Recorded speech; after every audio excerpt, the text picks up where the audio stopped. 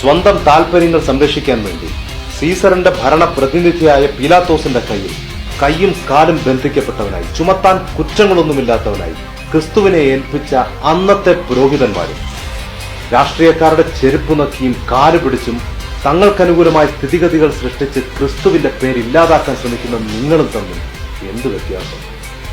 പക്ഷെ നിങ്ങൾക്കറിയുമോ, സീസറും പീലാത്തോസും മതപുരോഹിതന്മാരും ഭയന്നത് ഒരു പുതിയ മതത്തിന്റെ ആവിർഭാവമല്ല. ആയിരക്കണക്കിന് മതങ്ങളുള്ള റോമൻ സാമ്രാജ്യത്തെ സംബന്ധിച്ചിടത്തോളം പുതിയൊരു മതം ഒരു ഭീഷണിയല്ല. അവർ ഭയന്നതൊരു കാഴ്ചയാണ്. നിങ്ങൾ നിരന്തരമായി പറഞ്ഞു പറ്റിച്ച് ചൂഷണം ചെയ്യുന്ന സാധാരണക്കാരുടെ ഒരു സംഘം സാധാരണക്കാരനായ ഒരുവന്റെ പിന്നാലെ പോകുന്ന അസാധാരണമായ ഒരു കാഴ്ച. തച്ചന്റെ മകൻ, അശ്വങ്ങളില്ലാത്ത, സൈനികരില്ലാത്ത, രാജകിങ്കരന്മാരില്ലാത്ത, പ്രഭുക്കന്മാരുടെ കൂട്ടായ്മയില്ലാത്ത ഒരു സാധാരണക്കാരൻ, അവന്റെ പിന്നാലെ 10,000-കണക്കിന് ആളുകൾ നടന്നു. രാഷ്ട്രീയ ജാഥകൾക്ക് പണം കൊടുത്ത് ആളെ കൂട്ടുന്നത് പോലെയല്ല. നികുതി പിടിച്ചു പറിക്കുന്ന ഗുണ്ടകളും വേശ്യകളും പട്ടാള തലവന്മാരും മാനസാന്തരം വന്ന പുരോഹിതന്മാരും ഉൾപ്പെടുന്ന സമൂഹത്തിന്റെ എല്ലാ പരിച്ഛേദത്തിനും പെട്ട ആയിരക്കണക്കിന് ആളുകൾ, സ്ത്രീകളും പുരുഷന്മാരും കുട്ടികളും വൃദ്ധന്മാരും അടങ്ങുന്ന ഒരു വൻ സംഘം. വീടുകളിൽ പോലും പോകാതെ 2-3 ദിവസങ്ങൾ അവർ അവന്റെ പിന്നാലെ നടന്നു. അവിടുന്ന് മലമുകളിൽ കയറിയപ്പോൾ അവർ താഴെ കാത്തുനിന്നു. അവിടുന്ന് വഞ്ചി കയറി അക്കരയ്ക്ക് പോയപ്പോൾ അവർ കൂട്ടമായി അവിടുത്തെ പിന്തുടർന്നു. നിങ്ങളുടെ പാത്രിയർക്കീസുമാരും മെത്രാപ്പൊലിത്തമാരും സിംഹാസനത്തിൽ വാണരുളുന്നത് പോലെ പോപ്പുലറായിരുന്നില്ല അവർ. പക്ഷെ അവർ ഇമ്പാക്ട്ഫുൾ ആയിരുന്നു. ശരീരം മുഴുവൻ അടിച്ച് തകർക്കപ്പെട്ടു, നിരായുധനായി, കൈകാലുകൾ ബന്ധിക്കപ്പെട്ടവനായി നിൽക്കുന്ന സാധാരണക്കാരനായ ക്രിസ്തുവിനോട് ക്യാപിറ്റൽ പണിഷ്മെന്റ് കൊടുക്കാൻ കഴിവുള്ള ശേഷിയുള്ള പീലാത്തോസ് ചോദിക്കുന്ന ചോദ്യം, നീ പിറവം പള്ളിയുടെ അധ്യക്ഷനാണോ എന്നായിരുന്നില്ല. അവിടെ ഏത് സഭാവിഭാഗം ആരാധന നടത്തണമെന്നായിരുന്നില്ല. അവിടുത്തെ ചോദ്യം, നീ രാജാവാണോ എന്നായിരുന്നു. കാലിൽ വീണ് ഞാനൊരു മതം സ്ഥാപിക്കാൻ വന്നതാണ്, എന്നെ രക്ഷിക്കണമെന്ന് കേണപേക്ഷിക്കാൻ പോകുന്ന ക്രിസ്തുവിനെ പ്രതീക്ഷിച്ച പീലാത്തോസിന് തെറ്റി. സാക്ഷാൽ പീലാത്തോസ് മുട്ടുകുത്തി നമസ്കരിക്കുന്ന സീസറിനെ സൃഷ്ടിച്ച തമ്പുരാൻ അവന് കൊടുത്ത മറുപടി, അതെ, ഞാൻ രാജാവാകുന്നു എന്നായിരുന്നു.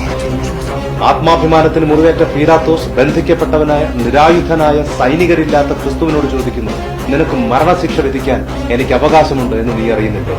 അതിന് ക്രിസ്തുവിന്റെ മറുപടി അധികം തിയോളജിയൊന്നും പഠിക്കാത്ത സാധാരണക്കാരനായ എനിക്ക് മനസ്സിലാവുന്നത്, എന്നെ പോലെയുള്ളവർക്ക് മനസ്സിലാകുന്നത് ഇങ്ങനെയാണ്. പ്രിയപ്പെട്ട പീലാത്തോസെ, എന്റെ ഗവൺമെന്റ് ഇവിടെ നിന്നല്ല, അങ്ങ് മുകളിൽ നിന്നാണ്. എനിക്ക് വേണ്ടി യുദ്ധം ചെയ്യാൻ തയ്യാറായി നിൽക്കുന്നത് നിന്റെ കത്തി കണ്ടാൽ ഭയപ്പെടുന്ന 4 സൈനികരല്ല, സഹസ്രകോടി ദൂതന്മാരാണ്. അവരിൽ ഒരു ചെറിയ കൂട്ടത്തിന് കൊന്നൊടുക്കാനുള്ള ആളുകൾ നിന്റെ സൈന്യത്തിലെന്നല്ല, ഈ ഭൂമിയിലേ ഇല്ല. പക്ഷേ എന്റെ രാജ്യം ഐക്യമില്ല. അതിവിടുത്തെ രാഷ്ട്രീയക്കാരുടെയും രാജാക്കന്മാരുടെയും രീതിയിലുള്ളതല്ല. ഇലക്ഷൻ അടുത്തു വരുന്ന സമയം 4 വോട്ടിനു വേണ്ടി 40 വട്ടം കള്ളം പറയുന്ന പ്രധാനമന്ത്രിമാരുടെയും പരിവാരങ്ങളുടെയും നെറികെട്ട രാഷ്ട്രീയമല്ലത്. ഒരു അഗ്നിജ്വാല പോലെ മനുഷ്യരെ കീഴടക്കുന്ന, ഭരിക്കുന്ന, ട്രാൻസ്ഫോം ചെയ്യുന്ന ഒരു രാജ്യം. ആസിഫമാരും നിർഭയമാരും സൃഷ്ടിക്കപ്പെടാത്ത രാജ്യം. കറുത്തവനും വെളുത്തവനും മനുഷ്യനാകുന്ന രാഷ്ട്രം. ആദിവാസിയും ബ്രാഹ്മണനും ജാതിചിഹ്നങ്ങൾ മറന്നു പോകുന്ന ഒരു രാഷ്ട്രം. ഒരാളും പട്ടിണി കിടക്കാത്ത രാജ്യം. ഒരു കുട്ടി അഭയത്തിനു വേണ്ടി അലമുറയിട്ട് കരയാത്ത രാജ്യം. ബോധമറ്റുവന്ന് വീടുകളിൽ ഭയാന്തരീക്ഷം സൃഷ്ടിക്കുന്ന അച്ഛന്മാരില്ലാത്ത രാഷ്ട്രം. പഞ്ചായത്ത് മുതൽ പാർലമെന്റ് വരെ കൈക്കൂലി വാങ്ങുന്ന ഉദ്യോഗസ്ഥ ചെന്നായ്ക്കൾ വാഴാത്ത രാജ്യം. ഒരു പെണ്ണിന്റെ ശരീരത്തിൽ അവളുടെ ഇഷ്ടം കൂടാതെ ഒരുത്തരും കൈവയ്ക്കാത്ത രാജ്യം. ക്രിസ്തു വിഭാവനം ചെയ്യുന്ന ദൈവരാജ്യത്തിന്റെ അടിസ്ഥാനങ്ങൾ സത്യവും കരുണയും നീതിയും സ്നേഹവുമാണ്. അടുത്ത സഭാവിഭാഗക്കാരന്റെ തലതൊല്ലിപ്പൊളിക്കാൻ ഓങ്ങുന്ന ഇരുമ്പ് കഷ്ണമല്ല അതിന്റെ ചിഹ്നം, ത്യാഗത്തിന്റെ കൊടുമുടി പേറുന്ന തിരിച്ചാണ്. ക്രിസ്തുവിന്റെ രാഷ്ട്രം പുലരുന്നത് പഞ്ചായത്തിന്റെ വരാന്തകളിലല്ല, നിയമസഭയുടെ കവാടങ്ങളിലല്ല, പാർലമെന്റിന്റെ അധ്യക്ഷ സ്ഥാനത്തുമല്ല. അവയെല്ലാം സൃഷ്ടിക്കുന്ന മനുഷ്യന്റെ ഹൃദയങ്ങളിലാണ്. വിദ്യാഭ്യാസമില്ലാത്ത 11 പേരിൽ തുടങ്ങിയ ആ രാഷ്ട്ര നിർമ്മാണം 21 നൂറ്റാണ്ടുകൾ പൂർത്തിയാക്കുകയാണ്. ക്രിസ്തുവിന് മരണശിക്ഷ വിധിച്ച റോമൻ സാമ്രാജ്യം മണ്ണടിഞ്ഞു. പീലാത്തോസ് ചരിത്രത്തിലെ വില്ലൻ കഥാപാത്രമാണ്. അന്നും ഇന്നും പ്രപഞ്ചത്തിന് ഒരു ഹീറോയേ ഉള്ളൂ. അത് പൃഥ്വിരാജിന്റെ ലൂസിഫറിൽ പറയുന്ന ചെകുത്താനല്ല. ആ ചെകുത്താന്റെ ചിറകരിഞ്ഞ് താഴെ വീഴ്ത്തിയ, ക്രൂശിൽ അവന്റെ ശിരസറുത്ത, അഗ്നിജ്വാലക്കൊത്ത കണ്ണുകളുള്ള, ആഴിയെ കൈകളിൽ തൂക്കി നോക്കുന്ന, ഭൂമിയെ തന്റെ പാദപീഠമാക്കുന്ന രാജാതി രാജാവായ ക്രിസ്തു, the king of all Kings.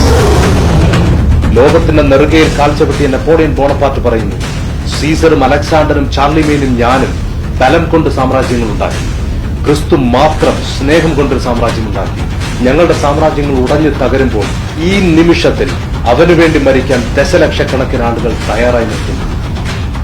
From the first day to the last, He is the same, majestic and simple, infinitely firm and infinitely gentle.